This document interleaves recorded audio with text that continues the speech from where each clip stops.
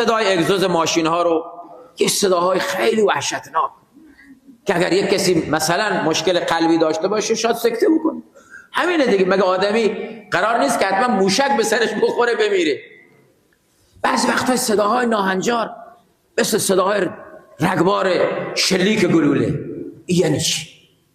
عزیز من، جوان من، تو اگه هنری داری برو درس بخون. هنری اگر داری به کمالاتت بیفزا، کار خیر بکن.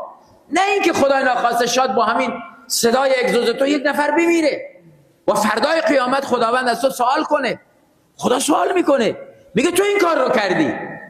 این رفتارهای غلطیه. بقیه به چه جا و جلال و جاهای عالی رسیدن، ما هنوز در جا میزنیم اگزوز ماشین ما فلان صدا بده، نمیدونم دستی بکش، فلان کار بکن. خب چرا اینطوری بکنید آخر؟ این رفتارها غلطه، اشتباهه، والله اشتباهه. و اونهایی که این کارها رو میکنن اونها هم شریک جرمن ها. اونهایی که این وسایل رو اختیار به اصطلاح درست میکنن، اگزوز رو فلان میکنن، تعمیرگاه ها و هر کجایی که هست، هر کسی هم که هست، اون هم مجرمه. مثل این پول زقوم میشه براش. او فکر میکنه درآمد من حاصل میکنم فلان میلیون، آخر کار میدونید درآمد چی میشه؟ یا شیمی درمانی بره بکنه. درسته دیگه. خدا جزا از جنس عمله. کار خوب پاداش خوب، کار بد پاداش بده دیگه. این دیگه تار و بردار نیست. یا قلبش یا قندش یا فلانش. این پول و این درآمد برای او باعث نجات نمیشه. اینقدر خداوند زجر کشش میکنه تا بمیره. خداوند دیگه با کسی تعارف که نداره. این بنده های مردم که اصلا هیچ آگاه نیست، حداقل صداهای عجیب آدم جا میخوری. چی خبر شد؟ اون لامپای زنون به جای خود که چشم رو کور میکنه، خصوصا تو شبها.